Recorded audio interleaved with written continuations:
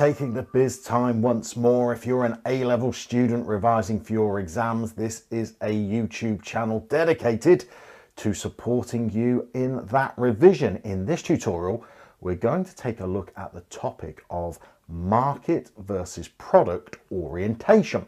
So we need to know the difference between these two different approaches to marketing, as well as the benefits that a firm might hope to realize by adopting each approach. So if we start with market orientation, it's the belief that the most optimum way of running an organization is to place your entire focus on the needs of your consumers, and you put the establishment and the realization of those customer needs at the heart of the decision-making process in your firm.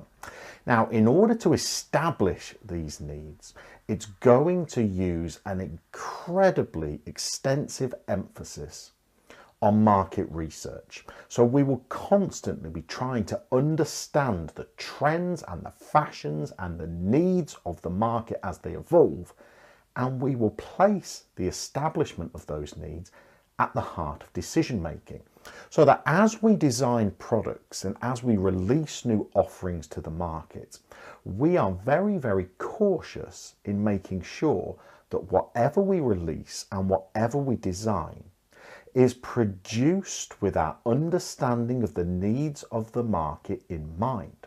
Now, that's going to have some implications for the organization. First of all, when we're launching new products, we can probably do so with a greater level of confidence that what we are launching is going to be well received by the market, because we've designed it based on our research into what the market is currently demanding. So as long as our market research is valid and accurate and establishes truthfully what the market desires, and that could be a big if, but if we are able to do that, then we can design the products that the market is telling the firm it is interested in. Now, that means that as we develop the features of our product, they are going to be closely matched to what customers are telling us that they want. And as years go by and as products become launched, the business is going to develop quite a close, quite an intimate understanding of the needs of the market.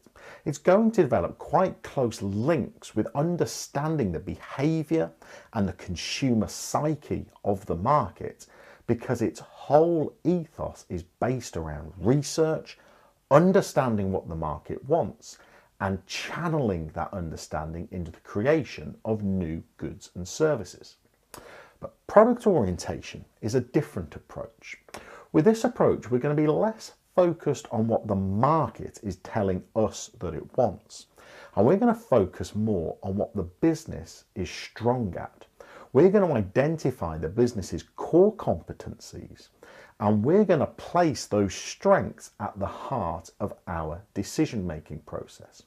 So when we're developing new product offerings for the market, rather than being too caught up in the results of market research, and rather than focusing too much on what the market is telling the business that it is demanding, the business will instead focus on developing products based around its strengths, what it can offer the market rather than what the market is demanding.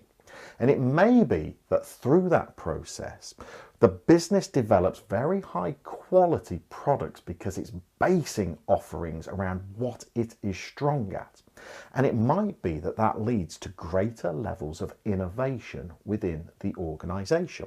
Maybe the business may be able to develop products that are very high quality that customers may go on to value very highly because of this focus on what the business can create and what it's strong at and what the business's best offering could be to the market, rather than trying to adapt the business to whatever the market is saying that it demands. Now, with a product orientated approach, there's going to be some different emphasis in the organization compared to a market orientated system. So we're going to have greater levels of research and development as the business looks to develop products that it believes the market may respond to that play on the particular strengths of the organisation.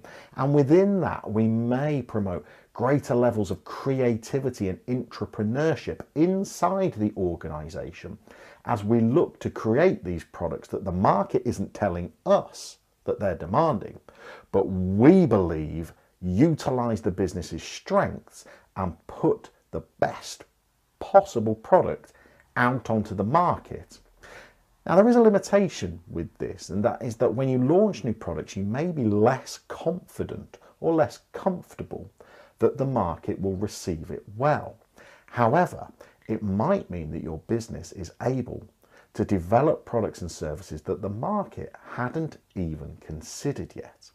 One of the criticisms of the market orientation approach is that if we base decisions made by the business on the needs of customers, we're basing those decisions on market research. When we're conducting market research, often consumers answer using what they already know, what they already purchase, and what they're already familiar with as a reference point. So when we're asking the market what it likes, their reference point is something that already exists, that they've already tried, they've already consumed, and they've already liked. With a product-orientated approach, that allows us the potential perhaps to stumble upon things, to develop and launch things that the market hadn't even considered possible. We might launch things that the market didn't know it liked yet, and that might facilitate the development of greater unique selling points, potentially adding more value through the production process, and might allow the business to develop first mover advantages in markets and develop patents or trademarks on new ideas that are created that may improve the fortunes of the organisation. So for our exam, we need to be able to contrast these different approaches. We need to know the difference between adopting a market-orientated and a product-orientated approach, but we also need to zero in on why firms may provide or may prefer each of those two different systems. The one thing we should always remember is that lots of modern firms are now trying to utilise a medium between both approaches. So trying to play on the business's strengths and be product orientated and be innovative and invest in R&D, but at the same time coupling that with further research into whether what they are producing is actually going to be demanded by the market. We should remember that by trying to adopt a middle approach and use elements of both, we're obviously going to incur greater costs as we're both investing heavily in research and development alongside investing the time and the financial resources in market research as well. But there's the topic of market versus product orientation for you. Good luck with your ongoing revision. We'll see you very soon.